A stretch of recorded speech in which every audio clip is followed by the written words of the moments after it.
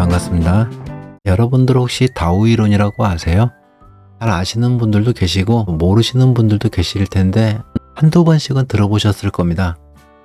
다오이론이 뭐냐면 다우존슨 지수를 만든 사람이 만들어낸 이론인데요. 이 이론이라는 글씨가 붙어서 되게 어려워 보이는데 좀 간단하게 설명드리고 넘어가도록 하겠습니다. 지금 보시는 차트는 네이버 차트입니다. 자, 다오이론 설명 끝났습니다. 지금 보시는 게 다오이론의 전부입니다. 너무 간단하죠? 이 다오이론에는 기본적인 원칙이 있습니다. 이 고점을 기준으로 해서 보시는 이쪽은 강세장이고 이쪽은 약세장이겠죠? 이게 다오이론 기본 원칙 하나고요. 상승을 할 때는 거래량이 증가가 되고 하락을 할 때는 거래량이 감소가 되고 이게 이제 상승장의 특징이고요. 이 하락장에서는 하락을 할 때는 거래가 증가가 되고 상승을 할 때는 거래가 감소가 되고 이런 기본 원칙들이 있고요. 그러니까 우리가 이 종목의 눌림목을 판단을 할 때는 이렇게 주가가 상승을 할 때는 거래량이 좀 증가가 되고 그 다음 주가가 하락을 할 때는 거래량이 감소를 하고 그럼 우리가 이런 부분들을 확인을 하면서 눌림목을 공략하면 되겠죠. 이 다오이론으로 확인하고 싶은 게 뭘까요? 이런 파동이나 추세의 크기를 보는 게 아니라 추세가 꺾이는 부분, 추세가 전환되는 부분을 예측을 하려고 우리가 이 다오이론을 배우는 겁니다. 추세의 전환, 이걸 예측하기 위해서 우리가 또 파동을 생각을 많이 하죠. 그래서 엘리어트 파동의 상승 5파동이 끝이 나면 추세가 전환이 된다. 이런 내용들은 아마 기본적으로 많이들 알고 계실 겁니다. 1파, 2파, 3파, 4파, 5파. 그 다음에 지금 이 네이버 같은 경우는 하락 파동이 지금 7파동까지 나왔죠. 아마 거의 지금 마무리 구간에 오긴 온 것 같은데 이 다오이론을 알고 계셨다면 동그라미 친 부분에서 추세의 전환을 예측할 수 있었을 겁니다. 자, 그럼 다오이론에서 말하는 추세의 진행 과정을 한번 알아보겠습니다. 자, 누구나 다 알고 있지만 이 장기 추세 진행 과정은 다음과 같습니다. 첫 번째 세력의 매집이 먼저 일어나고요. 그 다음에 주가가 상승을 하고 그 다음에 과열이 되고 너무 간단하죠? 우리가 가장 공략하고 싶은 자리가 이 강세장의 1단계, 이 매집 단계가 되겠죠? 이곳을 찾아내면 가장 크게 수익을 낼 수 있으니까 우리는 항상 이 자리를 찾으려고 노력을 많이 합니다. 그래서 이걸 찾기 위한 방법으로 정배열 초기 패턴을 공부를 많이 하게 됩니다. 자, 이 두 번째 단계는 상승인데요. 자, 이 부분에서는 이제 뭐 뉴스도 괜찮은 뉴스들이 이제 한두 개씩 나오기도 하겠죠. 그리고 기본적 분석보다는 이 기술적 분석을 하시는 분들이 이 상승의 단계에서 수익을 좀 많이 올릴 수 있는 단계이기도 합니다. 그 다음에 이 세 번째 단계 이 과열 부분이 있는데요. 이 과열 부분에서 가장 두드러지게 나오는 특징이 호재 뉴스가 굉장히 많이 나옵니다. 뭐 올해 영업이익이 얼마 나왔고 또 다음에는 또 얼마 정도 더 증가할 것 같고 이런 뉴스들이 참 많이 나오거든요. 그게 이제 이 과열의 단계에서 자주 나오는 패턴이고요. 그러면 이제 약세장을 한번 보게 되면 추세가 전환이 되고 이 4단계로 넘어가게 되면 분산의 단계가 오게 되는데 분산의 단계는 신규로 들어오는 개미보다는 예전에 물려 있었던 개미들이 좀 많이 포진되어 있습니다. 팔고는 싶지만 수익권이 오지 않아서 그냥 들고 있는 단계? 그런 단계가 분산의 단계가 되겠고요. 이 파동을 공부를 하셨던 분이시라면 이 5파동이 다 나왔다면 지금 이 구간은 정말 위험한 구간이다 라는 것을 알 수 있었을 겁니다. 이 분산의 단계는 개미들한테 종목을 떠넘기는 단계가 되겠죠. 자, 상승장에서는 세력이 있었어요. 그리고 이 분산의 단계에서 세력들이 빠져나가게 됩니다. 그 다음 주가는 어떻게 될까요? 상승장에서는 세력이 있었기 때문에 거래량이 계속 증가를 했었죠. 그 다음에 세력이 분산의 단계에서 털고 나갔기 때문에 그 이후로는 거래량이 계속 감소를 하게 됩니다. 지금 이곳에서도 다 나타나게 되죠. 그러니까 이런 부분에서 개미들이 으쌰으쌰 해도 본전권에 온 사람들이 계속 매물을 던지기 때문에 주가가 올라가지를 못하는 거죠.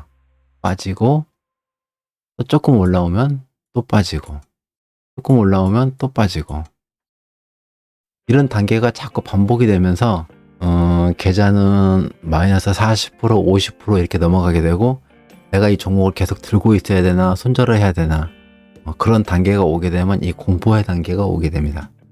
거의 이 부분에서 이제 많이들 손절을 하고 나가게 되겠죠. 가끔 가다가 쓸데없이 회사에 무슨 악재 같은 것도 하나씩 뉴스 나오게 되고 그 다음에 이제 주가가 흘러서 맨 마지막에 오는 단계가 이 침체 단계인데요.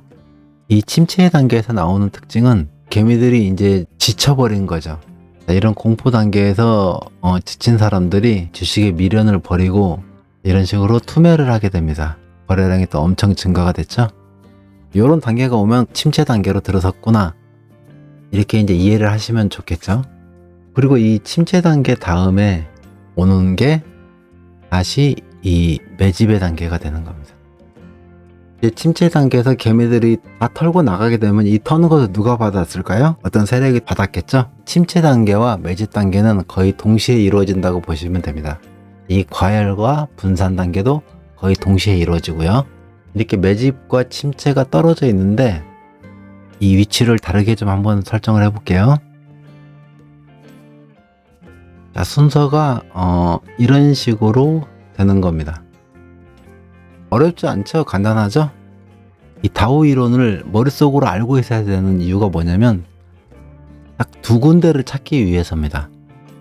하락 추세로의 전환이 되는 시점, 상승 추세로 전환이 되는 시점. 이 부분을 찾기 위해서 이 다오 이론을 머릿속에 항상 기억을 하고 있어야 됩니다.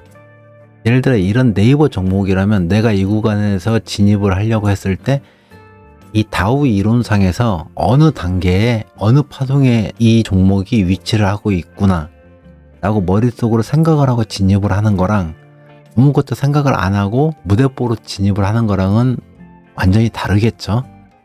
목표가도 다르고 이 기술적 분석을 하는 방법 자체가 완전히 달라지겠죠. 이 다오 이론의 추세의 진행 과정을 좀 더 쉽게 설명을 해보면 이 주가는 벼라고 생각을 하세요. 그러니까 농사 짓잖아요. 농사꾼이 농사를 짓잖아요. 논에 심어놓은 벼라고 생각을 하시면 굉장히 이해하기가 쉽습니다.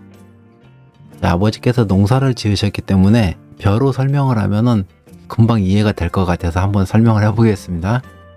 도시에서 사셨던 분들은 또 이해를 못할 수도 있겠는데요. 자, 이렇게 설명드리면 더 쉬울 것 같습니다. 우리나라는 봄, 여름, 가을, 겨울 4계절로 되어 있죠. 농사꾼은 세력이 되겠습니다. 그리고 이 주식은 벼가 되고요. 처음에 농사꾼이 벼를 심기 위해서 모판에 이제 모종을 하게 되는데 그때가 이 매집의 단계라고 생각을 하시면 되겠습니다. 농사꾼은 그때부터 이제 모종을 하고 이제 준비를 하는 거죠. 그게 침체와 매집의 단계고 모내기를 하고 여름이 되면 벼가 잘 자랍니다. 투자자들을 뭐라고 할까요? 참새? 네, 참새로 하겠습니다. 이 여름 되면 이것저것 논에 집어먹을 게 많이 있죠. 곤충들도 많고 참새들이 먹을 만한 것들이 이 논에 참 많이 있습니다. 가을이 되면 농부들은 추수를 하기 위해서 이제 바쁘게 움직이는 그런 시기가 되겠죠. 그게 이 과열의 단계가 되고 그러니까 봄에 침체와 매집이 함께 이루어지고 가을에 과열과 분산이 한 번에 이루어지는 겁니다. 이 과열과 분산을 가을이라고 생각을 하시고요. 그 다음 마지막 공포의 단계는 겨울로 생각하시면 될 것 같네요. 논에 가면 아무것도 없잖아요. 하얀 눈 쫙 내리고 나면 먹을 게 아마 없을 겁니다. 먹을 건 없고 이러다 나는 굶어 죽는 거 아닌가. 이 겨울을 공포의 단계로 한번 표현을 해봤고요. 가장 쉽게 다오 이론을 설명을 한 것 같습니다. 자, 이곳에 가을의 단계를 보게 되면 가장 먹을 게 많은 시기와 먹을 게 없는 시기가 동시에 존재하는 거죠. 이 단계가 끝나면 바로 이 분산의 단계로 넘어가 버리니까요.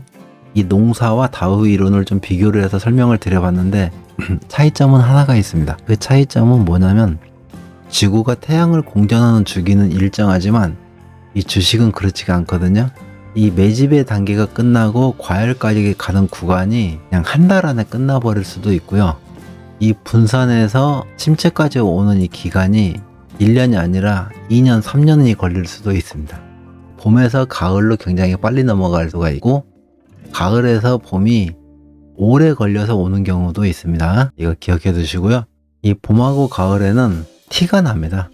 아직 모내기를 안 했지만 돈도 갈아야 되고 물도 받아야 되고, 그리고 이 가을의 단계에서도 이 들판을 바라보면 사람들이 별로 없었는데 들판에 사람들이 많아지면 조만간 벼베기가 시작이 되겠구나, 이런 식으로 티가 나겠죠.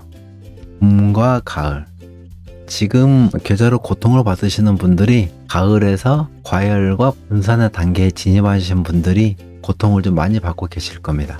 2020년도에 주식에 이제 처음 입문하신 분들은 이 상승장에서 아주 달달한 맛을 봤기 때문에 내가 주식의 천재인가?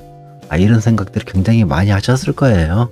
내가 종목 사자마자 쭉쭉 올라가고, 주식 5년 10년 한 사람들도 하루에 10만원 20만원 버는데 나는 막 하루에 100만원씩도 벌고, 야, 나 이거 주식 천재다, 이렇게 생각을 하면서 지내왔을 겁니다.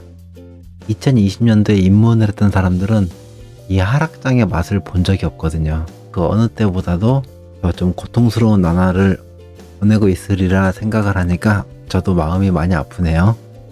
근데 확실한 건 하나 있어요. 이 겨울이 지나가면 분명히 봄이 옵니다. 그래서 이런 하락장 경험을 했던 사람들은 자금을 계속 모으고 있을 겁니다. 봄이 되면 그 자금들이 풀기 시작하겠죠. 지금 지수가 거의 바닥에 오긴 온 것 같은데, 우리나라 주변에서 이 악재가 해소되지를 않네요. 계속 새로운 악재들이 생겨가지고 아주 좀 걱정이 좀 많습니다. 근데 그 단계가 지나면 분명히 이 봄의 단계가 오기 때문에 항상 우리는 그때를 준비해야 되겠죠. 지금 상승이 한 1년 반 정도가 진행이 됐고, 하락도 한 1년 반 정도가 진행이 됐는데 2020년대처럼 이렇게 상승장이 오지는 않을 것 같아요. 이건 제 개인적인 생각인데, 내년장은 상승이나 하락보다는 박스에 가둬진 행보장이 되지 않을까, 요즘 들어서 자꾸 그런 생각을 해보게 됩니다. 지금까지 다우 이론을 간단하게 설명드려 봤습니다. 성투하세요.